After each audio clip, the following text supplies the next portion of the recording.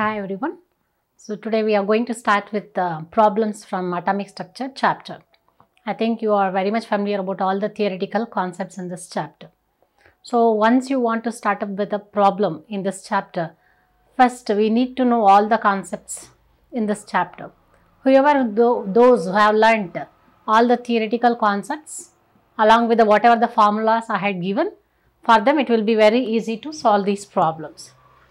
So you need to be thorough about all the theoretical topics in this chapter. So first, ಈಗ problem solve ಮಾಡೋದಕ್ಕೆ ಮುಂಚೆ you should know certain things regarding solving problems. So ಯಾವುದೇ theoretical concept ತೊಗೊಂಡಾಗ ಆ ಕಾನ್ಸೆಪ್ಟಲ್ಲಿ formula ಅಂತ ಏನು ಬರುತ್ತೆ, so ಆ ಫಾರ್ಮುಲಾ ಫೆಮಿಲಿಯರ್ ನಿಮಗಿರಬೇಕು.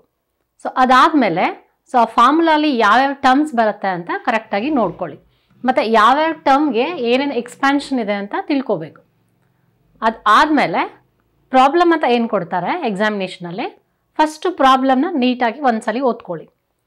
ಸೊ ಒನ್ಸ್ ನೀವು ಪ್ರಾಬ್ಲಮ್ನ ಓದಿದಾಗ ನಿಮಗೆ ಅಟ್ ಎ ಸಡನ್ ನಿಮಗೆ ಯಾವ ಫಾರ್ಮುಲಾ ಅಪ್ಲೈ ಮಾಡಬೇಕಂತ ಫ್ಲ್ಯಾಶ್ ಆಗದೆ ಇರ್ಬೋದು, ಬಟ್ ಮತ್ತೆ ನೀವು ಅದೇ ಸೇಮ್ ಪ್ರಾಬ್ಲಮ್ನ ಇನ್ನೂ ಒಂದ್ಸಲಿ ನೀಟಾಗಿ ಓದ್ಕೊಳ್ಳಿ.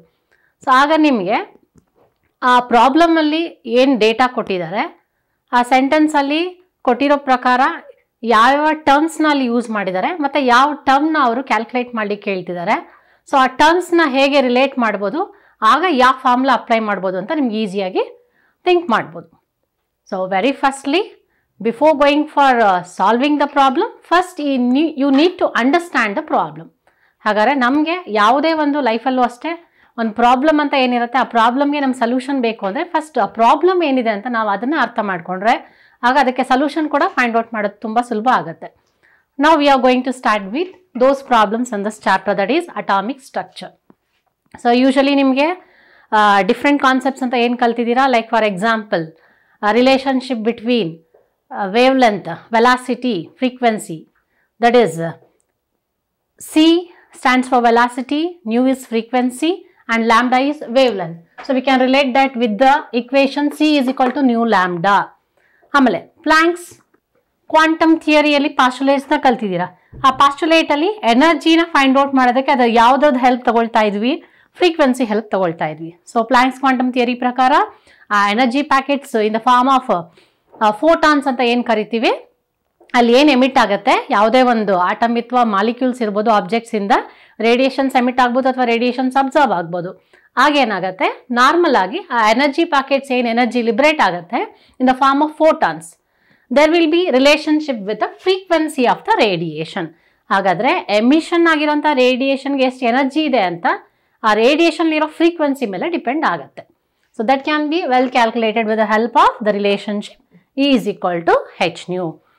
Like that, even we can consider many other relationships regarding a number, that is wavelength calculation.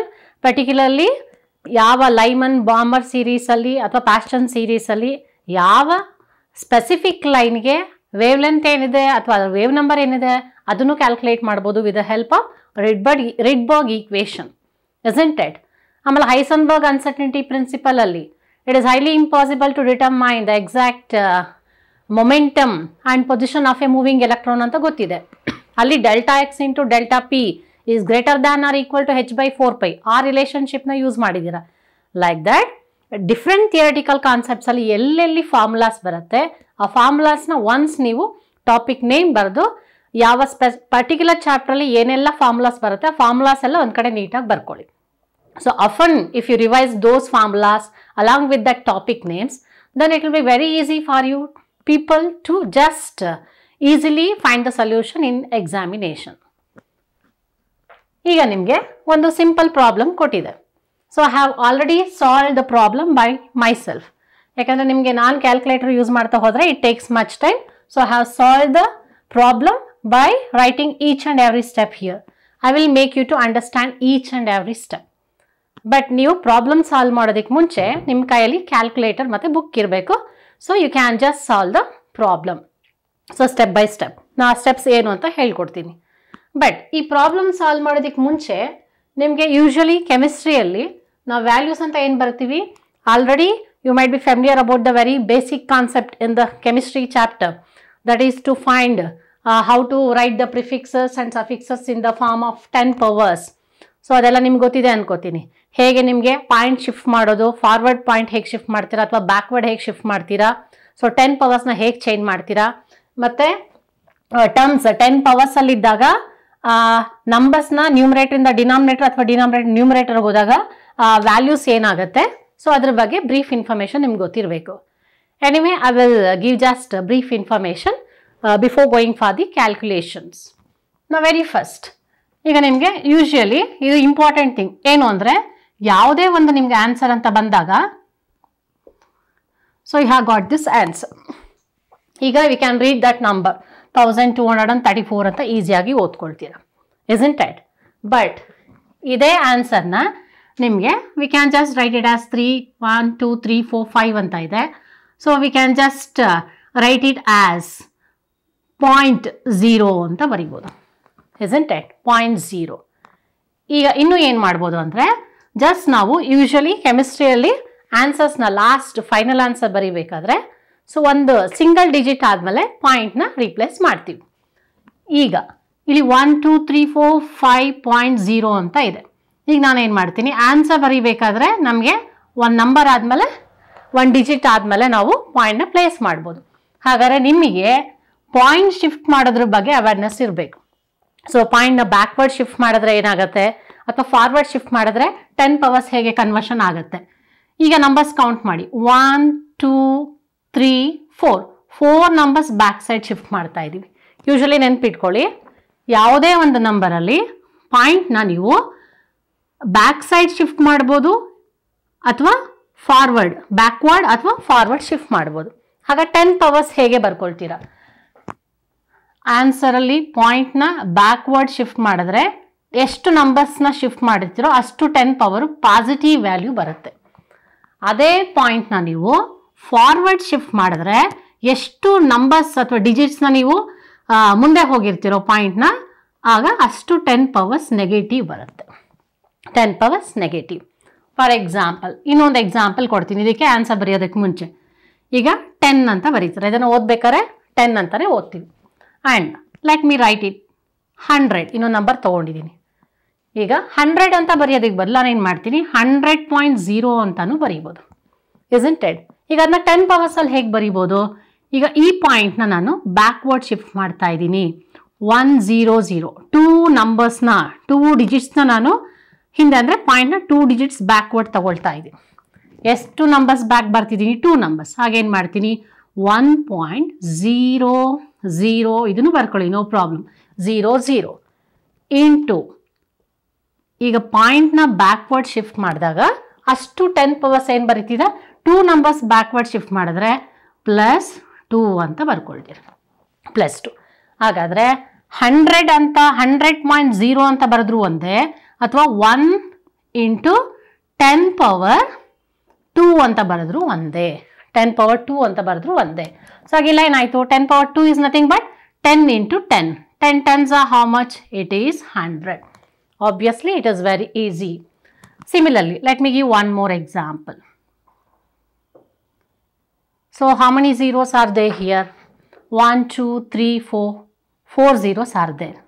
So, idu how you can read? It is 100, it is 10,000. ಈಗ 10,000 ಅಂತ ಇದೆ. ಈಗ 10,000 ಅಂತ ಇದ್ರೆ ಏನಾಗುತ್ತೆ, ಇಲ್ಲಿ ಲಾಸ್ಟ್ ಪಾಯಿಂಟ್ ಆದ್ಮೇಲೆ 0 ಇದೆ ಅಂತ ಅರ್ಥ. ಈಗ ಇದನ್ನ 10 ಪವರ್ಸ್ ಅಲ್ಲಿ ಬರೀಬೇಕಾದ್ರೆ we can report in terms of 10 powers. Then we can write it as how many numbers we are shifting backwards? 1.0. Here also I can write 1.0. 1.0 here 1.0 into 10 power. ಎಷ್ಟು numbers backward ಬಂದಿದ್ದೀರಾ? 1, 2, 3, 4. 10 power 4. ಹಾಗಾದರೆ 1.0 into 10 power 4 ಅಂದರೂ ಒಂದೇ, 10,000 ಅಂದರೂ ಒಂದೇ. ಈಗ ಈ ನಂಬರಿಗೆ ಬನ್ನಿ. ಸೊ ಆನ್ಸರಲ್ಲಿ ಇದು ಬಂದಿದೆ ನಿಮಗೆ. So the problem you have got the answer like this. ಈಗ ನೀವು ಪಾಯಿಂಟ್ನ ಯೂಶಲಿ ರೀಡ್ ಔಟ್ ಮಾಡಲಿಕ್ಕೆ ಹೆಲ್ಪ್ ಆಗಬೇಕು ಆನ್ಸರ್ನ ಲಾಸ್ಟಲ್ಲಿ. ಸೊ ಏನು ಮಾಡ್ತೀವಿ, ಈ ಪಾಯಿಂಟ್ನ 1 ಡಿಜಿಟ್ ಆದಮೇಲೆ ಶಿಫ್ಟ್ ಮಾಡ್ತಾ ಇದ್ದೀವಿ ಬ್ಯಾಕ್ವರ್ಡ್. ಎಷ್ಟು ನಂಬರ್ ಶಿಫ್ಟ್ ಮಾಡ್ತಾ ಇದ್ದೀವಿ? 1, 2, 3, 4. So I can write it as 1.2, 3, 4, 5 into 10 power 1 2 3 4. So 10 power plus 4 ಬರಿಬೇಕಾ ಮೈನಸ್ 4 ಬರಿಬೇಕಾ? ಪ್ಲಸ್ 4. ಹಾಗಾದರೆ ಪಾಯಿಂಟ್ ಬ್ಯಾಕ್ವರ್ಡ್ ಶಿಫ್ಟ್ ಮಾಡಿದ್ರೆ ಎಷ್ಟು ನಂಬರ್ಸ್ ಬ್ಯಾಕ್ವರ್ಡ್ ಶಿಫ್ಟ್ ಮಾಡಿರ್ತಾರ ಅಷ್ಟು 10 ಪವರ್ ಪಾಸಿಟಿವ್ ಬರುತ್ತೆ. ಇಲ್ಲಿ ಪ್ಲಸ್ ಬರೆದ್ರೂ ನಡೆಯುತ್ತೆ, ಬರಲಿಲ್ಲ ಅಂದ್ರೂ ನಡೆಯುತ್ತೆ. It's understood it is plus only. In case if I give another example, ಈಗ ಫಾರ್ವರ್ಡ್ ಶಿಫ್ಟ್ ಮಾಡಿದ್ರೆ ಏನಾಗುತ್ತೆ ಪಾಯಿಂಟ್?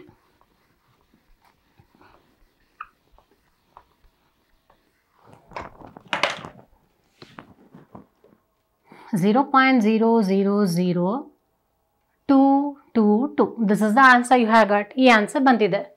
ಇದನ್ನು ರೀಡೌಟ್ ಮಾಡಲಿಕ್ಕೆ ಕಷ್ಟ ಆಗುತ್ತೆ ಆನ್ಸರ್ನ.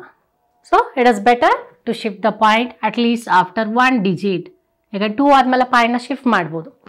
Let me write it as 2.22 into, ಈಗ ನೋಡಿ ಫಾರ್ವರ್ಡ್ ಡೈರೆಕ್ಷನ್ಲಿ ಶಿಫ್ಟ್ ಮಾಡ್ತಾ ಇದ್ದೀವಿ.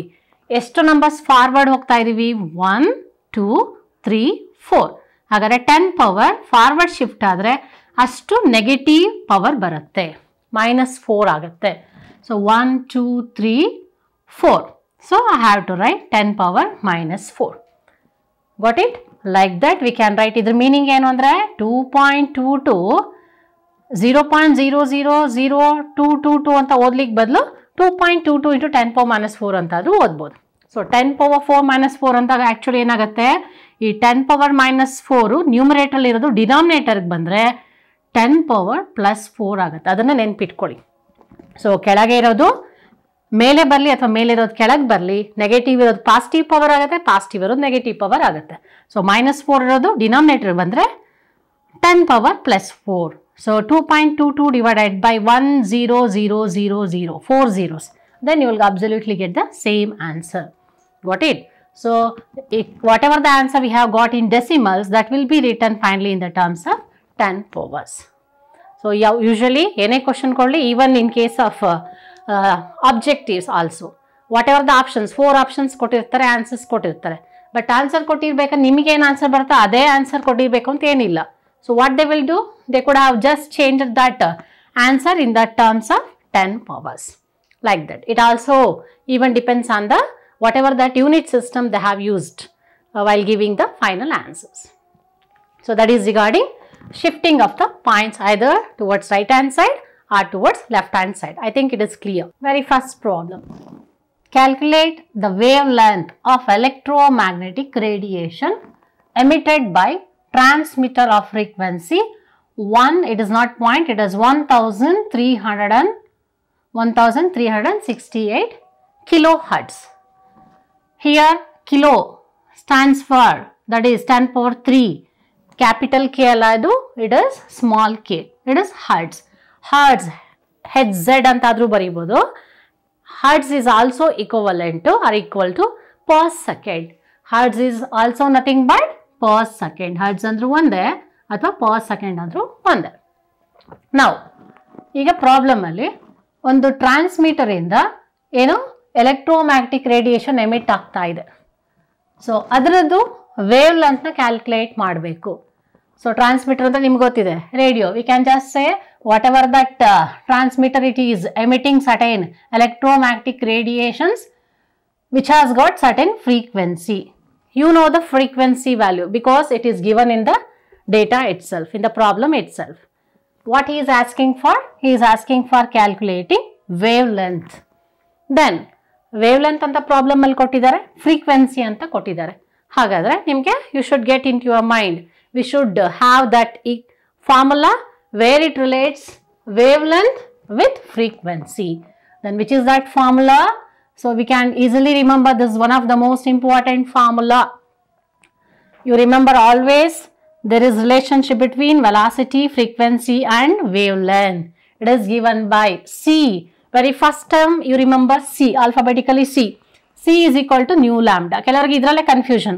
So left side nu baratta illa lambda baratta, just alphabetically yaad baratte, C baratte. So C is equal to both the frequency and lambda will be beside to one another product. So C is equal to nu lambda. So ee formula ನೆನಪಿಟ್ಕೊಳ್ಳಿ. So ನಿಮಗೆ problem solve ಮಾಡಬೇಕಾದ್ರೆ ಕೊಟ್ಟಿರೋ problem ಅಲ್ಲಿ so frequency ಆದರೂ ಕೇಳ್ಬೋದು ಅಥವಾ wave length ಆದರೂ ಕೇಳ್ಬೋದು. So even he can ask for velocity also in case if he has given both frequency and wavelength.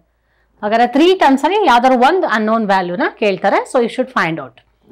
Now very first ಪ್ರಾಬ್ಲಮ್ನ ಒಂದ್ಸಲಿ ಓದಿದಾದ್ಮೇಲೆ ಫಸ್ಟ್ ಆ ಪ್ರಾಬ್ಲಮ್ ಅಲ್ಲಿ ಡೇಟಾ ಏನು ಕೊಟ್ಟಿದೆ ಅಂತ ಗೊತ್ತಾದ್ಮೇಲೆ ಫಾರ್ಮುಲಾ ಗೊತ್ತಾಗುತ್ತೆ. For formula you will be given 1 mark actually. So in case 2 marks ಇದೆ ಅಂದ್ರೆ for final answer you will be getting another mark. Now very first we have written the formula C is equal to nu lambda. Then what is asking for wavelength. ಹಾಗಾದ್ರೆ ಲ್ಯಾಂಬ್ಡಾನ left hand side ಬರ್ಕೊಂಡಾಗ C divided by nu ಆಗುತ್ತೆ. Then ಏನೇನು ಕೊಟ್ಟಿದ್ದಾನೆ data ಅಲ್ಲಿ. So frequency ಕೊಟ್ಟಿದ್ದಾರೆ. We have written the frequency nu is equal to ಏನು value ಕೊಟ್ಟಿದ್ದಾರೆ ಅದೇ ವ್ಯಾಲ್ಯೂನ ಬರ್ಕೊಳ್ಳಿ. ಮತ್ತೆ ಯೂನಿಟ್ಸ್ ಏನು ಕೊಟ್ಟಿದ್ದಾರೆ ಬರ್ಕೊಳ್ಳಿ, ಹರ್ಟ್ಸ್. ಈಗ ಏನು ಮಾಡಿದ್ದೀವಿ, ಇಲ್ಲಿ ಕಿಲೋ ಇರೋದ್ರಿಂದ ಆ ಕಿಲೋನ ನಾವೇನು ಮಾಡಿದ್ದೀವಿ, ಪ್ರಾಬ್ಲಮ್ ಸಾಲ್ವ್ ಮಾಡ್ಬೇಕಾದ್ರೆ ಕಂಪ್ಲೀಟ್ ಸೊಲ್ಯೂಷನ್ ಬೇಕಾದ್ರೆ ಸಾಲ್ವ್ ಮಾಡ್ಕೊಳ್ಳೋದಕ್ಕೆ 10 power 3 ಟರ್ಮ್ಸ್ ಅಲ್ಲಿ ಬರ್ದಿದ್ದೀನಿ. Kilo is nothing but 10 power 3 hertz. Next velocity.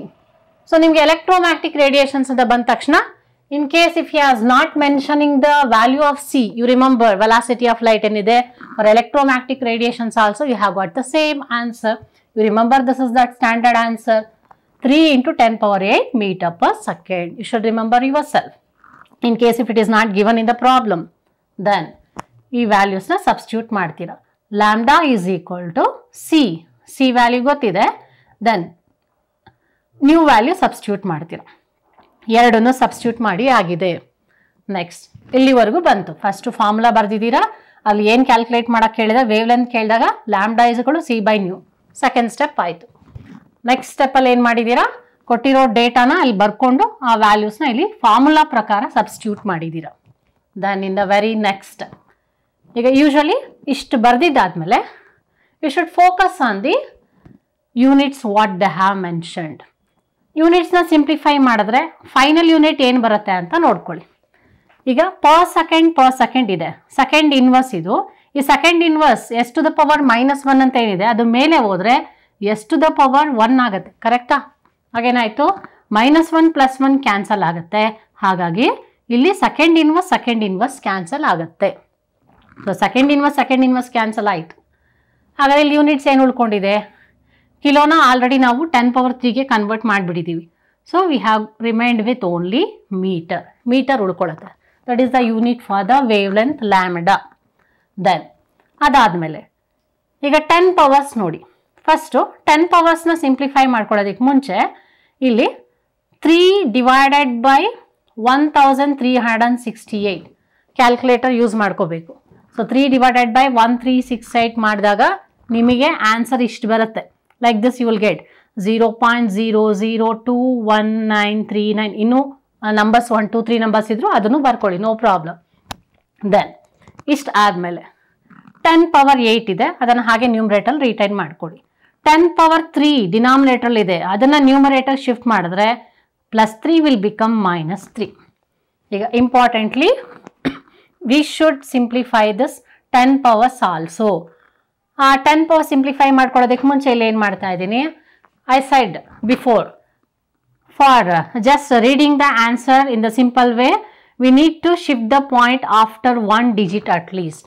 ಈಗ 2ಗೆ ಶಿಫ್ಟ್ ಆಗ್ಬೇಕಾದ್ರೆ ಎಷ್ಟು ನಂಬರ್ ಶಿಫ್ಟ್ ಆಗ್ತಿದೆ, ಫಾರ್ವರ್ಡ್ ಡೈರೆಕ್ಷನ್ ಶಿಫ್ಟ್ ಆಗ್ತಿದೆ, 3 numbers ಶಿಫ್ಟ್ ಮಾಡ್ತಾ ಇದ್ದೀರಾ. So 2.1939 I have just retain till 3 2.193 into 10 power -3 ಆಗುತ್ತೆ.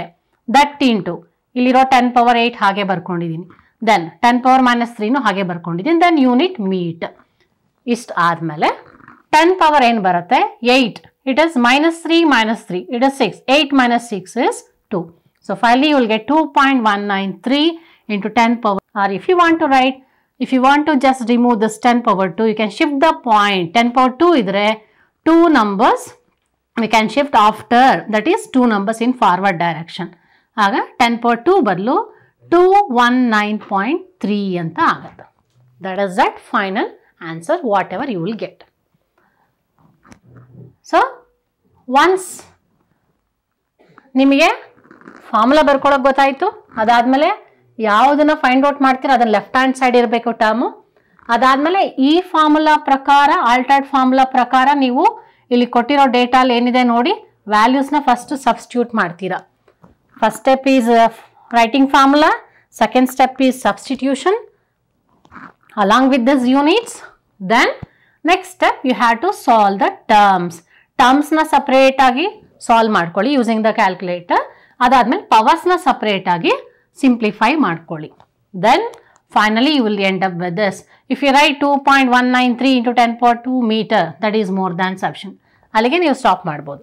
Otherwise if you write this answer also, that is also right answer. Got it? That is regarding the very first problem. Then we can move on to the next problem here. Calculate the frequency. So illu frequency anta term bandide. Frequency of radiation for 1 mole of photons whose energy is 199.51 into 10 power 3 joules. ಹಾಗಾದ್ರೆ previous problem ಅಲ್ಲಿ ನಮಗೆ frequency ಅಂತ ಬಂತು, ಅಲ್ಲಿ frequency ಕೊಟ್ಟಿದ್ರು. But ಇಲ್ಲಿ frequency ಕೇಳ್ತಾ ಇದ್ದಾರೆ. ಇಲ್ಲಿ ಏನು ಕೊಟ್ಟಿದ್ದಾರೆ, 1 ಮೋಲ್ ಆಫ್ ಫೋಟಾನ್ಸ್ ಇದೆ, ಅದ್ರ ಎನರ್ಜಿ ಇಷ್ಟಿದೆ ಅಂತ ಕೊಟ್ಟಿದ್ದಾರೆ. ಹಾಗಾದ್ರೆ ಸೇಮ್ ಫಾರ್ಮುಲಾ ಅಪ್ಲೈ ಮಾಡ್ಬೋದಾ? ಸೇಮ್ ಫಾರ್ಮುಲಾ ಅಪ್ಲೈ ಮಾಡಬೇಕು. ಎಲ್ಲಾದರೂ ಎನರ್ಜಿ ಟರ್ಮ್ ಇದೆಯಾ? ಇಲ್ಲ. Then we can't apply the same previous formula. ಹಾಗಾದರೆ ಫಸ್ಟು ಪ್ರಾಬ್ಲಮ್ ಓದಿದಾಗ ನಿಮ್ಗೆ ಏನು ಅರ್ಥ ಆಯಿತು, ಪ್ರಾಬ್ಲಮಲ್ಲಿ ಎನರ್ಜಿ ಟರ್ಮ್ ಇದೆ, ಈ ವ್ಯಾಲ್ಯೂ ಇದೆ. ಯಾವ ವ್ಯಾಲ್ಯೂ ಕೇಳ್ತಾ ಇದ್ದಾರೆ? ನ್ಯೂ ಫ್ರೀಕ್ವೆನ್ಸಿ ವ್ಯಾಲ್ಯೂ ಕೇಳ್ತಾ ಇದ್ದಾರೆ. ಹಾಗಾದರೆ ಇನ್ನೊಂದು ಫಾರ್ಮುಲಾ ನೀವು ನೆನಪು ಮಾಡ್ಕೋಬೇಕು. What is that formula which relates frequency and energy?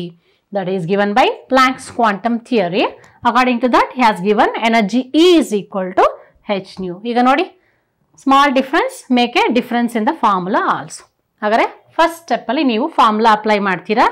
E is equal to h nu. That is the first step. You will get 1 mark. Then for substitution, you can write 19. That is E is equal to h nu ಆದರೆ ನಮಗೆ ಬೇಕಿರೋದೇನು? Frequency. Nu is equal to E divided by h. ನ್ಯೂನ left hand side ತಗೊಳ್ಳಿ, ಆಗ h will come to the denominator. So nu is equal to E by h. Then you need to substitute the values whatever he has given in the problem. Data ನೋಡ್ಕೊಳ್ಳಿ, ಏನು value ಕೊಟ್ಟಿದ್ದಾರೆ? E value ಕೊಟ್ಟಿದ್ದಾರಾ? So he has just given that E value. What E value he has given? E is equal to 19. ಬೇಕಾದ್ರೆ ನೀವು first ಸ್ಟೆಪ್ಪಲ್ಲಿ ನೀವು ಕೊಟ್ಟಿರೋ ಡೇಟಾಸ್ನ ಬರ್ಕೋಬೋದು substitution ಮಾಡೋದಕ್ಕೆ ಮುಂಚೆ.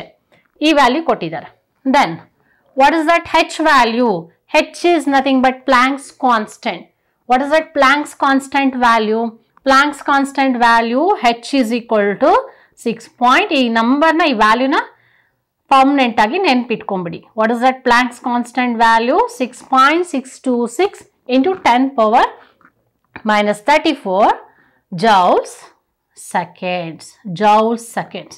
Remember this value, it is very very important constant term. Now ಈಗ ಈ value substitute ಆಯಿತು. 1.99.51 into 10 power 3 joules ಆಯಿತು.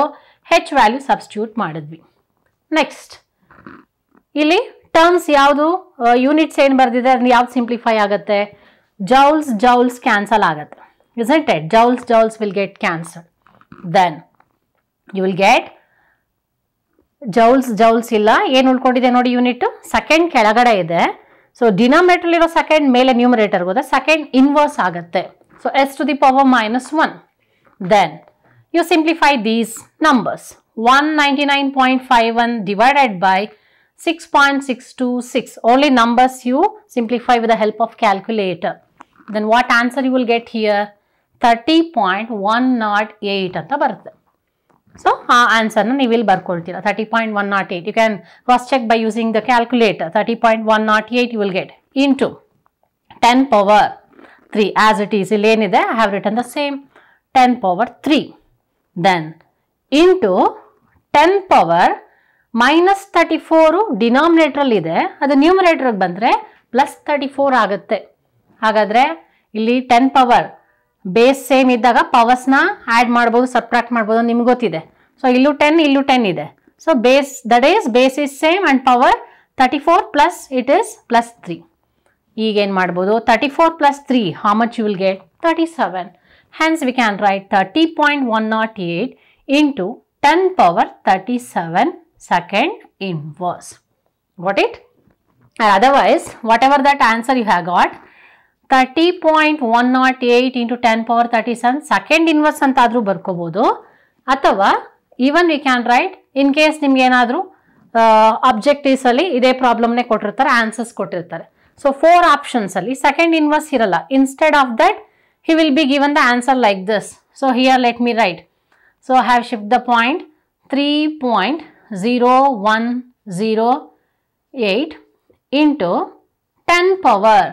So 30 ನಿಮಗೆ ಇಷ್ಟ ಆನ್ಸರ್ ಬಂದಿದೆ 30.108 into 10 power 37 hertz ಅಂತ ಬರೀಬಹುದು ಅಥವಾ ಸೆಕೆಂಡ್ ಇನ್ವರ್ಸ್ ಅಂತ ಬರೀಬಹುದು.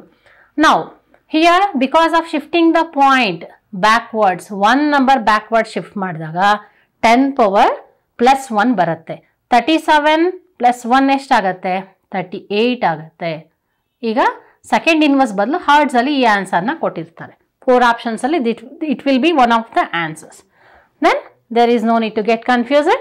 So here there is a chance to shift the point backwards after 3, hence you will get that answer. So this is also right answer. Like this, first very important step, you need to understand the problem. Then after understanding, you need to apply the correct formula, relevant formula for that problem. In the next step, you need to substitute the required terms in the problem, that is according to given data along with the units. Then you simplify the numbers separately. Then you simplify the 10 power separately. Finally, you will end up with the relevant answer.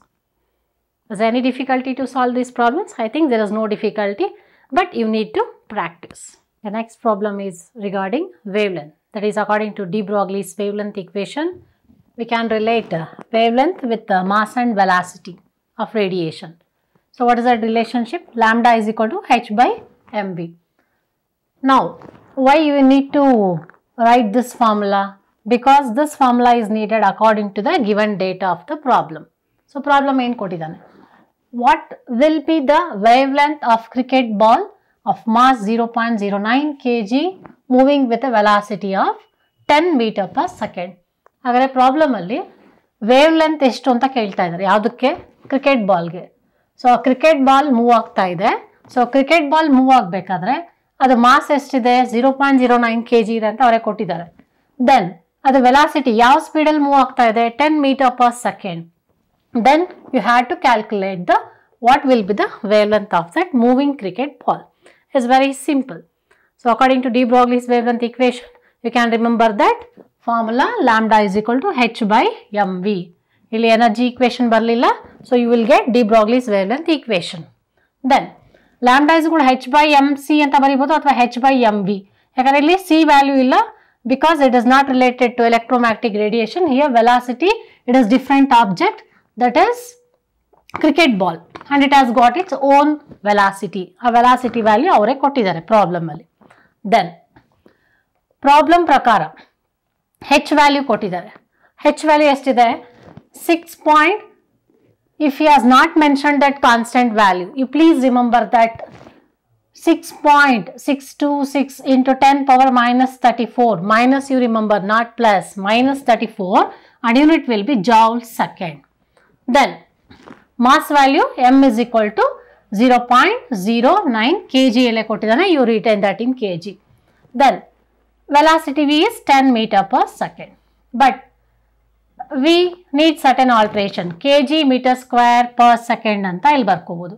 ಯಾಕೆ ಅಂದ್ರೆ ಇಲ್ಲಿ mass ನ kg terms ಅಲ್ಲಿ ಕೊಟ್ಟಾಗ joule seconds ಅಂತ ಬರ್ಕೊಳ್ಳೋಕೆ ಬದಲು even it is just retaining the same constant value ಇರುತ್ತೆ. 6.626 into 10 power minus 34 kg meter square per second. You please remember, joule seconds ಅಂತಾದ್ರೂ ಬರೀಬಹುದು ಅಥವಾ ಪ್ರಾಬ್ಲಮ್ ಬೇಸಿಸ್ ಮೇಲೆ ನಿಮ್ಗೆ ಏನಾದ್ರು kg ಟರ್ಮ್ ಇದ್ದಾಗ ಆ joule seconds ನ kg meter square per second ಇದರಲ್ಲಿ convert ಮಾಡ್ಕೊಳ್ಳಿ.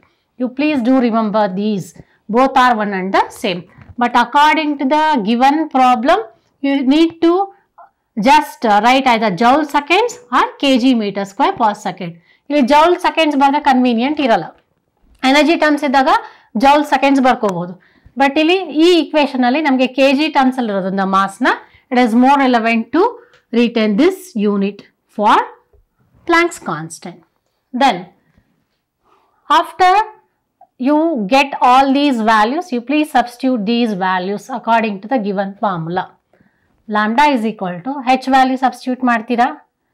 Then even we can just write kg meter square per second. Then after that mass value will write 0.09 kg into, then what is that velocity value? You will write 10 meter per second. Then once you simplify this, you will just end up with kg cancel ಆಗುತ್ತೆ, 1 ಮೀಟರ್ಗೆ ಇನ್ನೊಂದು metre cancel ಆಗುತ್ತೆ. ಇಲ್ಲಿ meter square ಇದೆ, m to the power -1 ಇಲ್ಲಿ m to the power 1 ಇದೆ ಅಂತ ಅರ್ಥ. ಮೇಲೆ ಹೋದ್ರೆ +1 ಆಗುತ್ತೆ. ಸೊ ಇಲ್ಲಿ ಜಸ್ಟ್ +1 ಇರೋದು -1 ಆಗುತ್ತೆ. 2 - 1 is -1. Therefore we can say 2 - 1 is -1. No, it is +1. ಹಾಗಾದರೆ m to the power 2 ಇತ್ತು, ಅಂದರೆ numerator m to the power 2 ಇದೆ, ಡಿನಾಮಿನೇಟರಲ್ಲಿ ಮೇಲೆ ಹೋದಾಗ ಅದು m to the power +1 ಇರೋದು -1 ಆಯಿತು. ಹಾಗಾದರೆ whatever answer you will get m to the power 1. Therefore here you will get meter square ಅಲ್ಲಿ ಮೀಟರ್ ಹೋದ್ರೆ m ಅಂತ ಉಳ್ಕೊಳ್ಳುತ್ತೆ, that is meter. Then kg will get cancelled here and second inverse will get cancelled, hence that unit retained will be meter. Got it? And next you have to simplify the terms. ಯಾವ terms simplify ಮಾಡ್ತೀರಾ? 10 powers ನ ಬಿಟ್ಬಿಡಿ ಈಗ. So otherwise it is not 10 power, it is only simply 10. You can just simplify it with the help of these numbers itself. 6.626 calculator use ಮಾಡಬೇಕು. 6.626 divided by 0.09 is equal to, you will get one answer. Then some people what they will do one big mistake here. So once they will get that answer directly, it is into multiplication symbol they will find. So into anta ide anta into 10 ಮಾಡ್ತಾರೆ, but it is wrong answer. Why? ಯಾವುದೇ ನಂಬರ್ನ numerator denominator ಇದೆ. So ಎರಡೂ ನಂಬರ್ನ simplify ಮಾಡಿದಾಗ ನಿಮಗೆ answer ಏನು ಬರುತ್ತೆ? ಆನ್ಸರ್ ಎಲ್ಲಿ ಹೋಗಿರುತ್ತೆ? ನ್ಯೂಮರೇಟ್ರಲ್ಲಿ ಇರುತ್ತೆ. ಹಾಗಾದರೆ ಇಲ್ಲಿ ಇಂಟು 10ನ ಮಲ್ಟಿಪ್ಲೈ ಮಾಡಿದಾಗ ಕರೆಕ್ಟ್ ಆನ್ಸರ್ ಬರುತ್ತಾ? ನೋ.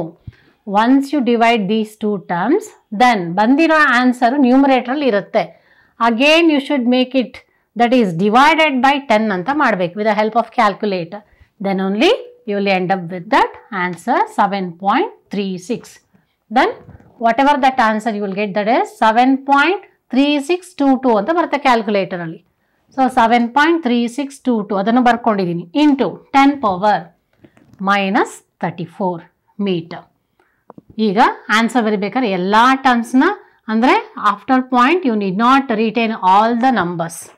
ದೆನ್ 7.36 ಇದು ಲೆಸರ್ ದ್ಯಾನ್ 5 ಇದೆ, just I will retain up to 2 decimals. 7.36 into 10 power -34 meter.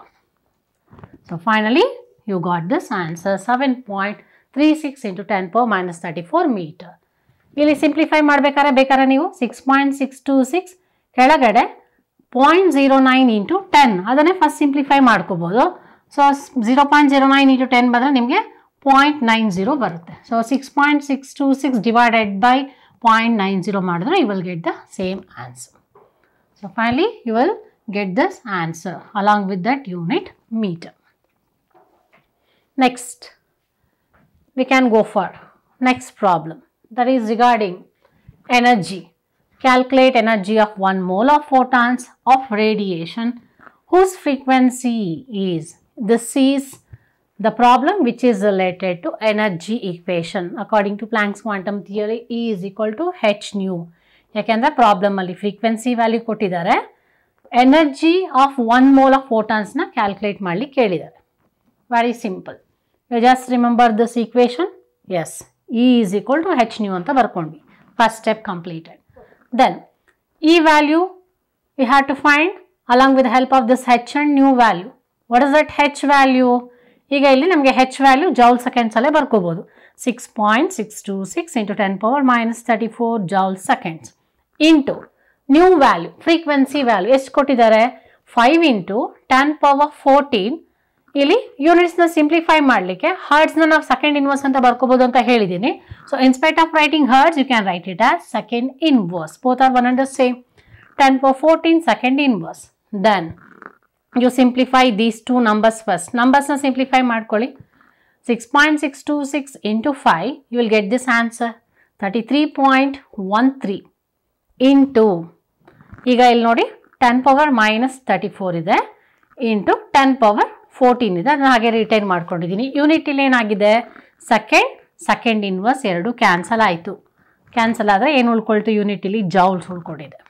Then next ಈಗ 33.13 ಇಂಟು -34 ಪ್ಲಸ್ 14 ಒಂದು ಮೈನಸ್ ಇದೆ ಒಂದು ಪ್ಲಸ್ ಇದೆ. ಆಗೇನು ಮಾಡ್ತೀವಿ ಸಬ್ಟ್ರಾಕ್ಟ್ ಮಾಡ್ತೀವಿ. 34ಅಲ್ಲಿ 14 ಹೋದರೆ 20 ಬರುತ್ತೆ. ಯಾವುದು ಸಿಂಬಲ್ ರಿಟೈನ್ ಆಗುತ್ತೆ ಯಾವ್ದು ಗ್ರೇಟರ್ ನಂಬರ್ ಬರುತ್ತೆ ಆ ಸಿಂಬಲ್ ರಿಟೈನ್ ಆಗುತ್ತೆ. So it is negative. So it is -20. Then as I told you while writing the final answer you can shift the point after single digit. So ಈ ನಂಬರ್ನ ಈ ಪಾಯಿಂಟ್ನ back side ಒಂದು number shift ಮಾಡ್ತಾ ಇದ್ದೀನಿ. So 3.313 into ಈ ನಂಬರ್ನ back side shift ಮಾಡಿದಾಗ ನೋಡ್ಕೊಳ್ಳಿ ಇಲ್ಲಿ 3.13 ಇದೆ ಇಲ್ಲಿ 33.13. ಈಗ ಪಾಯಿಂಟ್ನ ನಾನು one number back side shift ಮಾಡ್ತಾ ಇದ್ದೀನಿ. ಆಗ 3.313 ಇಂಟು ಈಗ one number back side shift ಮಾಡಿದಾಗ 3.313 into 10 power back side shift ಮಾಡಿದಾಗ 10 ಪವರ್ ಪ್ಲಸ್ 1 ಬರುತ್ತೆ. One number back side shift ಮಾಡಿದ್ರೆ one number positive 10 power plus 1. ಇಲ್ಲೆಷ್ಟಿತ್ತು ಆಲ್ರೆಡಿ 10 ಪವರ್ -20 ಇದೆ. ಹಾಗಾದ್ರೆ -20ಯಲ್ಲಿ 1 ಹೋದ್ರೆ ಎಷ್ಟು 10 ಪವರ್ -90. ಈಗ ಗೊತ್ತಾಯ್ತಲ್ಲ ಪಾಯಿಂಟ್ ಶಿಫ್ಟ್ ಮಾಡೋದು ಕೂಡ ತುಂಬ important step. You should not just live as it is. You just be careful while shifting the point. You need to write the correct 10 powers. So, ಇಲ್ಲಿ answer value correct ಆಗಿದೆ but 10 powers change ಇತ್ತು ಅಂದರೆ you will not get the correct marks for that wrong answer. Then 3.313 into -20 ಅಲ್ಲಿ 1 ಹೋದರೆ -19. Therefore, this is the final answer. But here in the problem, calculate energy of 1 mole of photon ಅಂತ ಕೇಳಿದ್ದಾರೆ. But ಇಲ್ಲಿ ನಾವು calculate ಮಾಡಿರೋದು E is equal to h nu. ಒಂದು ಫೋಟಾನ್ಗೆ E is equal to h nu ಇದೆ. ಅದೇ answer ನಿಮ್ಗೆ ಬಂದಿದೆ. ಹಾಗಾದರೆ 1 ಮೋಲ್ ಆಫ್ ಫೋಟಾನ್ಸಲ್ಲಿ ಎಷ್ಟು ಫೋಟಾನ್ಸ್ ಇರುತ್ತೆ? Mole concept already very first ಚಾಪ್ಟ್ರಲ್ಲೇ ಕಲ್ತಿದ್ದೀರಾ. ಸೊ ಯಾವುದೇ ಒಂದು ಸಬ್ಸ್ಟೆನ್ಸ್ ಅಟಾಮಿಕ್ ಸಬ್ಸ್ಟೆನ್ಸ್ ಆಟಮ್ಸ್ ಇರ್ಬೋದು ಮಾಲಿಕ್ಯೂಲ್ಸ್ ಇರ್ಬೋದು ಅಯಾನ್ಸ್ ಇರ್ಬೋದು ಎಲ್ಲದರಲ್ಲೂ ಮೋಲ್ ಕಾನ್ಸೆಪ್ಟ್ನ ಅಪ್ಲೈ ಮಾಡ್ಬೋದು. 1 mole is 1 mole of particles ಅಂತ ಹೇಳಿದಾಗ ಆ ಪಾರ್ಟಿಕಲ್ಸ್ ಆಟಮ್ಸ್ ಇರ್ಬೋದು ಮಾಲಿಕ್ಯೂಲ್ಸ್ ಇರ್ಬೋದು ಅಥವಾ ಅಯಾನ್ಸ್ ಆಗಿರ್ಬೋದು. 1 mole of any substance contains Avogadro number of particles. ಹಾಗಾದರೆ 1 ಮೋಲ್ ಆಫ್ ಫೋಟಾನ್ಸಲ್ಲಿ ಎಷ್ಟು ಫೋಟಾನ್ಸ್ ಇರುತ್ತೆ? ಅವಗ್ಯಾಡ್ರೋ ನಂಬರ್ ಆಫ್ ಫೋಟಾನ್ಸ್ ಇರುತ್ತೆ. That is nothing but 6.0. You just please remember this very important value. That is Avogadro number. What is that Avogadro number? 1 mole of substance contains this Avogadro number of particles 6.022 into 10 power 23. ಹಾಗಾದರೆ to calculate energy of 1 mole of photons, you should know what is the number of photons in that. ಹಾಗಾದರೆ 1 mole is equal to how many photons? 6.022 into 10 power 23 photons. Therefore, you have to calculate energy of 1 mole of photons. ಹಾಗಾದ್ರೆ ಏನು formula ಬರುತ್ತೆ? 1 mole of photons is equal to energy of 1 photon into Avogadro number. Isn't it? So, energy of 1 photonಗೆ 1 ಚಾಕ್ಲೇಟ್ಗೆ 1 ರೂಪಾಯಿ ಆದರೆ 10 chocolates-ಗೆ 1 into 10. So, 10 rupees. Like that, energy of 1 mole of photons is equal to energy of 1 photon into Avogadro number. Now, you substitute the values. Whatever the answer we got here in the first step, you write that answer into Avogadro number. ಇಲ್ಲಿಗ simplify ಮಾಡಿ 3.313 into 6.022. This is that answer you will get with the help of calculator. You can do it. 19.950886. So point ಆದಮೇಲೆ ಎಷ್ಟು ನಂಬರ್ಸ್ನ retain ಮಾಡ್ಕೊಂಡಿದ್ದೀನಿ calculation ಮಾಡಿದಾಗ with the help of calculator ಆನ್ಸರ್ನ ಇಲ್ಲಿ ಬರೆದಿದ್ದೀನಿ. ಇಂಟು 10 ಪವರ್ -19 ಹಾಗೆ ಬರ್ಕೊಳ್ತಿದ್ದೀವಿ. 10 ಪವರ್ ಪ್ಲಸ್ 23 ಹಾಗೆ ಬರ್ಕೊಂಡಿದ್ದೀವಿ. Isn't it? And next finally you will get 19.95, you can just delete these numbers. That means you can neglect these numbers. 886, you can retain 19.95. ಯಾಕೆ ಇಲ್ಲಿ 0 ಇದೆ. So 8 is greater than 5. ಹಾಗಾದರೆ ಈ ನಂಬರ್ನ ನೀವು delete ಮಾಡಬೇಕು ಅಂದರೆ ಪ್ರೀವಿಯಸ್ ನಂಬರ್ಗೆ 1 ಆ್ಯಡ್ ಮಾಡ್ತೀರಾ. So just you can write 19.95. Instead of writing 0 you write 1 into 10 power 23 minus 19 ಎಷ್ಟು ಬರುತ್ತೆ? 4 joules. 4 joules. Then you will write 19.95 into 10 power. ಇಲ್ಲಿ ಏನು ಮಾಡ್ತಿದ್ದೀವಿ? ಪಾಯಿಂಟ್ನ ಇಲ್ಲಿ 10 power 4 ಅಂತ ಇದೆ. 10 power 4 ಇರೋದನ್ನ ಈಗ ನಿಮಗೆ ಆನ್ಸರ್ ಇದು ಕೊಡ್ಬೋದು. Final answer will be 19.951 10 power 4 ಜೌಲ್ಸ್ನ ರಿಟೈನ್ ಮಾಡ್ಬೋದು. ಇನ್ ಕೇಸ್ ಆಬ್ಜೆಕ್ಟಿವ್ಸಲ್ಲಿ ಕೊಟ್ಟಿರೋ ಆನ್ಸರ್ ಕಿಲೋ ಜೌಲ್ಸಲ್ಲಿ ಕೊಟ್ಟಿದ್ದಾನೆ, then what you will get? You will not get this answer. ಹಾಗೇನು ಮಾಡ್ಬೋದು? ಕಿಲೋ ಬೇಕು ಅಂದರೆ ನಮ್ಗೆ 10 power 3 ಬೇಕು. ಸೊ 10 power ಇಲ್ಲಿ 3 ಬೇಕಂದ್ರೆ ಏನು ಮಾಡ್ತೀವಿ? ಪಾಯಿಂಟ್ನ 1 ನಂಬರ್ ಆದಮೇಲೆ ಶಿಫ್ಟ್ ಮಾಡ್ತೀವಿ, ಫಾರ್ವರ್ಡ್ ಶಿಫ್ಟ್ ಮಾಡ್ತಾ ಇದ್ದೀವಿ. 19.95 ಇರೋದನ್ನ 199.5 ಅಂತ. ಆಗೇನಾಯಿತು? ಇಲ್ಲಿ 10 power -1 ಬರುತ್ತೆ. So 10 power -1. ಸೊ ಇಲ್ಲಿ 10 power 4 ಅಲ್ಲಿ -1 ಹೋದ್ರೆ ಎಷ್ಟು? 3. So that is 10 power 3 joules. ಈಗ ನಿಮಗೆ ಆಪ್ಷನ್ಸಲ್ಲಿ 4 ಆಪ್ಷನ್ಸಲ್ಲಿ ಅಬ್ಜೆಕ್ಟಿವ್ಸಲ್ಲಿ ಒಂದು ಆನ್ಸರ್ ಏನು ಕೊಟ್ಟಿರ್ತಾರೆ? 199.5 ಕಿಲೋ ಜೌಲ್ಸ್ ಅಂತ ಕೊಟ್ಟಿರ್ಬೋದು. ಯಾಕೆ 10 power 3ನ ನಾವು 10 power 3 ಅಂತ ಬರ್ಕೊಳ್ಳೋ ಬದಲು ಕಿಲೋ ಅಂತ ಬರ್ಕೊಂಡಿದ್ದೀವಿ. So both are right answers. Either we can write the answer like this, that is in terms of joules. In case if they are asking in terms of kilojoules, you can get this answer, final answer. That is how it's very important even to shift the points, either it is right side or left side. You need to be very much careful while writing that last and final answer. We can solve one problem regarding energy and radius of the orbit, that is other than the hydrogen atom which contains more than one electron. We have already learnt formulas to be used to calculate energy as well as radius either for hydrogen or for hydrogen-like species. Do you remember those formulas? So now in this problem, he is asking for calculating the energy associated with the first orbit of He+. So He+ is also the species of the ion which contains only one electron. ಯಾಕಂದರೆ helium atom ಅಲ್ಲಿ configuration consider ಮಾಡಿದಾಗ 1s2 ಬರುತ್ತೆ, ಯಾಕಂದರೆ ಅದು atomic number 2 ಬರುತ್ತೆ. But ಆ helium atom ಅಲ್ಲಿ ಒಂದು ಎಲೆಕ್ಟ್ರಾನ್ ನೀವು ರಿಮೂವ್ ಮಾಡಿದ್ರೆ it will gain positive charge, that is it is converting into ion He+. So He+, calculate the energy associated with the first orbit of He+. What is the radius of the orbit? So he is asking both, that is we have to calculate energy as well as the radius of that orbit. So very first, in this case actually he has mentioned that He+ means there will be loss of one electron, there will be only one electron will be left over. Where do that electron present? Obviously only one electron is present means it belongs to the first orbit. So 1s1 anta barutte, so it is belonging to the first shell or the K shell. Now very first you just remember, for hydrogen we can just mention, that is formula E is equal to -2.18 into 10 power 18 joules, that is multiplied with z square here, but for hydrogen you need not multiply with z square because its atomic number itself is 1, and here divided by n square. First you remember this formula, it is one of the most important formula. They can just select any species which is like hydrogen like species, like Li+2 also we can consider. Now he has mentioned He+, and he is asking for energy, means you please remember this formula. Ee formula na first ನೀವು ನೆನಪಿಟ್ಕೊಳ್ಳಿ. Which is that formula? En is equal to energy of specific orbit. n ಅಂದ್ರೆ ಯಾವ orbit ಅಂತ represent ಮಾಡುತ್ತೆ, ಯಾವ shell ಅಂತ represent ಮಾಡುತ್ತೆ. En is equal to minus of 2.1. it is one standard value with respect to joules. ಅದು ಬೇರೆ electron volts ಅಲ್ಲೂ ಕನ್ಸಿಡರ್ ಮಾಡಬಹುದು, but here we are taking in terms of joules ಬಂದಾಗ what is that number? 2.18 into 10 power -18 joules into z square. It is very important, into z square. That z stands for atomic number, n stands for orbit, that is divided by n square. Again this n is representing the which shell it belongs to.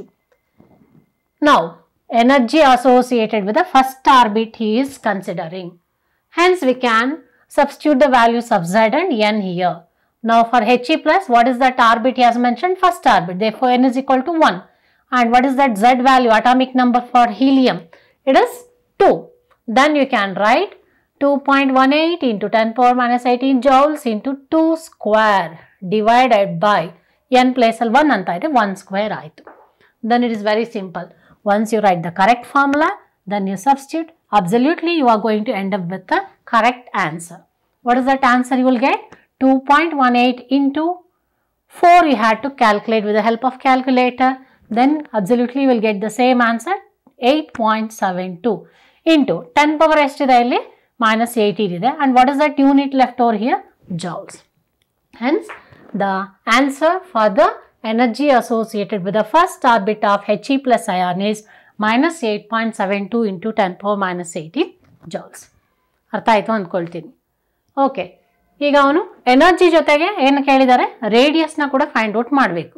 ಯಾವುದಾದ್ರು radius, radius of the orbit ಅಂದರೆ ಎಲ್ಲಿ first orbit ಇರೋದ್ರಿಂದ ರೇಡಿಯಸ್ನ find out ಮಾಡಬೇಕು. ಈಗ radius find out ಮಾಡ್ಲಿಕ್ಕೆ formula ನೆನ್ಪಿಟ್ಕೊಳ್ಳಿ, 0.0529 nanometres. So nanometres ಅಲ್ಲಾದರೂ ಬರೀಬೋದು ರೇಡಿಯಸ್ನ, ಅಥವಾ ಪಿಕೋಮೀಟರ್ಲಾದರೂ ಬರೀಬೋದು. Picometre ಅಂದರೆ ಪಿ ಎಮ್ ಬರೆದ್ರೆ 52.9 PM ಆಗುತ್ತೆ, ಪಿಕೋಮೀಟರ್ ಆಗುತ್ತೆ. ಅದೇ ನ್ಯಾನೋಮೀಟರ್ ಬರೆದ್ರೆ 0.0529 ನ್ಯಾನೋಮೀಟರ್ ಆಗುತ್ತೆ. That into N square you remember, then divided by Z. ಈಗ ಇಲ್ಲಿ ನೋಡಿ, ಎನರ್ಜಿ ಫೈಂಡ್ ಔಟ್ ಮಾಡಬೇಕಾದ್ರೆ ಝೆಡ್ ಸ್ಕ್ವೇರ್ ಟರ್ಮ್ ಮೇಲೆ ಇದೆ, ಕೆಳಗಡೆ ಎನ್ ಸ್ಕ್ವೇರ್ ಇದೆ. ಬಟ್ ರೇಡಿಯಸ್ ಫೈಂಡ್ ಔಟ್ ಮಾಡಬೇಕಾದ್ರೆ Z, here Z is Z square multiplied, but it is divided, Z ಇದೆ. ಸೊ ಮೇಲ್ಗಡೆ ಎನ್ ಸ್ಕ್ವೇರ್ ಇದೆ. So don't get confused while writing the N terms and Z terms. Then for He plus, what is that n value? ಯಾವ orbit mention ಮಾಡ್ತಿದ್ದಾರೆ? First orbit. n is equal to 1, atomic number is 2. Again you substitute the values. Rn is equal to 0.0529 nanometer into n value 1 square divided by z value, it is equal to 2. Now I can simply write it as same. We can mention 0.0529 divided by 2 ಮಾಡಿದಾಗ ನಿಮಗೆ calculator ಈ answer ಬರುತ್ತೆ. So 0.02645, what is that unit? Nanometer. Nanometer. Otherwise, if you want to shift the point after one single digit, that is number 2 other than 0, you will get scientific notation 2.645 into 10 power minus 2. You are shifting the point forward, hence minus 2 nanometer. That is that final answer. So it is one of that problem. So it is with respect to the energy and radius of hydrogen-like species, that is He plus. Next, we can solve one more problem regarding de Broglie's wavelength equation. So here, he has mentioned the name itself in the problem. So it is very easy to remember. This formula we have to apply. Calculate de Broglie's wavelength of an electron traveling with a speed equal to. So here we have to calculate wavelength, de Broglie's wavelength. For which one? For electron. It is traveling with the speed. ಯಾವ speed ಅಲ್ಲಿ move ಆಗ್ತಾ ಇದೆ? Which is equal to 16% of the speed of light. ಹಾಗಾದ್ರೆ speed ವ್ಯಾಲ್ಯೂನ ಅವರು direct ಆಗಿ velocity terms ಅಲ್ಲಿ direct value ಕೊಟ್ಟಿಲ್ಲ, but ಎಷ್ಟು ಪರ್ಸೆಂಟೇಜ್ ಆಫ್ ಲೈಟ್ ಅಂತ ಕೊಟ್ಟಿದ್ದಾರೆ? 16% of the speed of light. ಹಾಗಾದ್ರೆ ನಿಮಗೆ ಸ್ಪೀಡ್ ಆಫ್ ಲೈಟ್ ಗೊತ್ತಿರಬೇಕು, ಅದರಲ್ಲಿ 16% ಅಷ್ಟು ವ್ಯಾಲ್ಯೂ ಇದೆ ಅಂತ ಗೊತ್ತಾಗುತ್ತೆ. Now, first you should know what is that formula. That is de Broglie's wavelength equation. Lambda is equal to h by mc. Then here, what is that speed? C is equal to 16% of the light, that is speed of light. What is that velocity of light? You know that C is equal to 3 into 10 power 8 meter per second into 16% means out of 100, that is 16 by 100. If you simplify these terms, 3 into 16 divided by 100, you will get the answer 0.48 into 10 power 8 ಹಾಗೆ retain ಮಾಡ್ಕೊಳ್ಳಿ metre per second. ಈಗ ಒಂದು number ಅಂದರೆ ಪಾಯಿಂಟ್ನ ಒಂದು number ಆದಮೇಲೆ shift ಮಾಡಿದ್ರೆ 4.8 into 10 power ಒಂದು ನಂಬರ್ ಫಾರ್ವರ್ಡ್ ಶಿಫ್ಟ್ ಮಾಡ್ತಾ ಇದ್ದೀವಿ, -1 ಬರುತ್ತೆ, ಕರೆಕ್ಟಾ? ಹಾಗಾದರೆ 8ಅಲ್ಲಿ -1 ಹೋದ್ರೆ ಏನು? 10 power 8ಅಲ್ಲಿ 10 power -1 ಹೋದರೆ 10 power 7. Directly I have written it here. 4.8 into 10 power 7 meter per second. Then one more c value ಗೊತ್ತಾಯಿತು 16% ಅಂದ್ರೆ ಇಷ್ಟು ಬರುತ್ತೆ, ಇದನ್ನು ಸಬ್ಸ್ಟಿಟ್ಯೂಟ್ ಮಾಡ್ತೀರಾ. Next mass value. Calculate de Broglie's wavelength of an which is that object we have to consider electron. ಹಾಗಾದ್ರೆ ಎಲೆಕ್ಟ್ರಾನ್ದು mass value ನಿಮಗೆ ಗೊತ್ತಿರಬೇಕು, standard value. What is the mass of electron? That is in terms of kg, 9.1 into 10 power minus 31 kg. Then you substitute all these values in this equation. You have to write this expression below this substitute. Lambda is equal to h value substitute ಮಾಡ್ತೀರಾ. ಇಲ್ಲಿ ಏನು ಮಾಡ್ತಿದ್ದೀನಿ, h ವ್ಯಾಲ್ಯೂನ joule seconds ಅಲ್ಲಿ ಬರ್ಕೊಳ್ತಾ ಇಲ್ಲ, ಯಾಕಂದ್ರೆ ಇಲ್ಲಿ kg mass value kg use ಮಾಡ್ತಿರೋದ್ರಿಂದ joule seconds ಅಂತ ಬರ್ಕೊಳ್ಳೋ ಬದಲು kg meter square per second ಅಂತ ಬರ್ಕೊಳ್ಳಿ. ಎರಡು ಯೂನಿಟ್ಸ್ ನಿಮ್ಗೆ ಗೊತ್ತಿರಬೇಕು. According to the given problem then you need to change the units also. Idralli this is the convenient unit, kg meter square per second divided by mass value.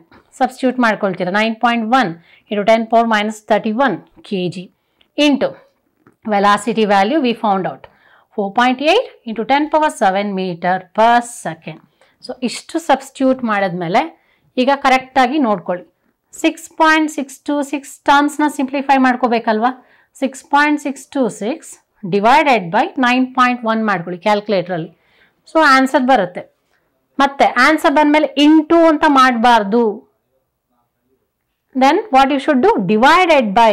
ಇವೆರಡು simplify ಮಾಡಿದಾಗ ಏನು answer ಬರುತ್ತೆ ಅದು ನ್ಯೂಮರೇಟ್ರಲ್ಲಿ ಇರುತ್ತೆ. So calculator use ಮಾಡಬೇಕಾದ್ರೆ cautious ಆಗಿ ಮಾಡಿ. So whatever answer you will get divided by 4.8. So you will get that answer. Which is that answer? You will get 0.15169 ಬರುತ್ತೆ ಆನ್ಸರ್. ಸೊ ಇಷ್ಟು ಆನ್ಸರ್ ಬಂದೆ ಕ್ಯಾಲ್ಕುಲೇಟ್ರಲ್ಲಿ ಬರ್ಕೊಳ್ತೀರಾ. ಇಂಟು 10 power minus 34 ರಿಟರ್ನ್ ಮಾಡ್ಕೊಳ್ಳಿ, minus 31 when it goes to numerator plus 31. Then 10 power 7 when it goes to numerator 10 power minus 7. Next last unit is second inverse cancel ಆಗುತ್ತೆ. ಇಲ್ಲಿ meter square ಇದೆ, ಇಲ್ಲಿ meter ಇದೆ. So meter ಒಂದು unit ಉಳ್ಕೊಳುತ್ತೆ, meter. That is that final unit meter. Then ಈ 10 ಪವರ್ಸ್ನ simplify ಮಾಡ್ಕೋಬೇಕು. ಈಗ 0.15, ಈಗ 69ನ ನೀವು ಕನ್ಸಿಡರ್ ಮಾಡಲಿಲ್ಲ ಅಂದರೆ, ಸೊ 6 ಗ್ರೇಟರ್ ದ್ಯಾನ್ 5 ಇದೆ, ಪ್ರೀವಿಯಸ್ ನಂಬರ್ಗೆ 2 ಅಂದರೆ 1 ನಂಬರ್ ಆ್ಯಡ್ ಮಾಡಿದಾಗ 1 will become 2. You can neglect this now 69 numbers. Then 0.152 into 10 power, ಈ ಮೂರನ್ನು ಸಿಂಪ್ಲಿಫೈ ಮಾಡ್ಕೊಳ್ಳಿ. -34 -7, ಸೊ 41 ಆಗುತ್ತೆ. -41 + 31, ಸೊ ಡಿಫ್ರೆನ್ಸ್ -10. ಕರೆಕ್ಟಾ? So 10 power -10 metre. ಸೊ ಹೀಗೆ ಬರ್ಕೊಂಡ್ಮೇಲೆ, ಸೊ ಇನ್ ಕೇಸ್ ನಿಮಗೆ ಇದೇ ಥರ ಪ್ರಾಬ್ಲಮ್ನ CET-ಯಲ್ಲಿ ಕೊಡ್ಬೋದು. ಆಬ್ಜೆಕ್ಟಿವ್ಸಲ್ಲಿ ನಿಮಗೆ 4 ಆಪ್ಷನ್ಸಲ್ಲಿ ಒಂದು ಆನ್ಸರ್ ಕೊಟ್ಟಿದ್ದಾನೆ. ಏನು ಆನ್ಸರ್ ಕೊಟ್ಟಿದ್ದಾರೆ? 15.2 ಪಿಕೋಮೀಟರ್ ಅಂತ ಬಂದಿದೆ. ಬಟ್ ಆನ್ಸರ್ ನಿಮ್ಗೆ ಬರಲೇ ಇಲ್ಲ. So don't get confused here. ಇಲ್ಲಿ 10 ಪವರ್ -10 ಅಂತ ಇದೆ, ಬಟ್ ಪಿಕೋ ಅಂದರೆ ನಿಮಗೆ ಗೊತ್ತಿರಲಿ. 10 power -12 means pico, 10 power -9 means nano. ಹಾಗಾದರೆ ಈಗ ಸಿಂಪ್ಲಿಫೈ ಮಾಡ್ಕೊಳ್ಳೋಣ. 0.152 ಇರೋದು. ಈಗೇನು ಮಾಡ್ತೀವಿ? We can shift the point. 15.2 ಈಗ 2 ನಂಬರ್ಸ್ ಆದಮೇಲೆ ಶಿಫ್ಟ್ ಮಾಡಿದ್ರೆ 10 ಪವರ್ -2 ಆಗುತ್ತೆ. 15.2 into 10 power -2 into 10 power -10, M ಹಾಗೆ ಇದೆ. -10 -2 ಏನಾಯಿತು? -12 ಆಯಿತು. ಸೊ 15.2 ಇಂಟು 10 ಪವರ್ -10 -2 ಏನಾಯಿತು? -12 ಮೀಟರ್. ಹಾಗಾದ್ರೆ ನಿಮಗೆ final ಆನ್ಸರ್ನ even you can write it as 15.2. 10 power -12 ಅಂದರೆ ಏನು ಅಂತ ಹೇಳಿದೆ? ಪಿಕೋ ಅಂತ ಹೇಳಿದೆ. ಸೊ ಪಿಕೋ ಸಿಂಬಲ್ ಏನು? P. So picometre. So both are right answer. So either the answer will be 0.152 into 10 power -10 meter, or you can write it as 15.2 picometers.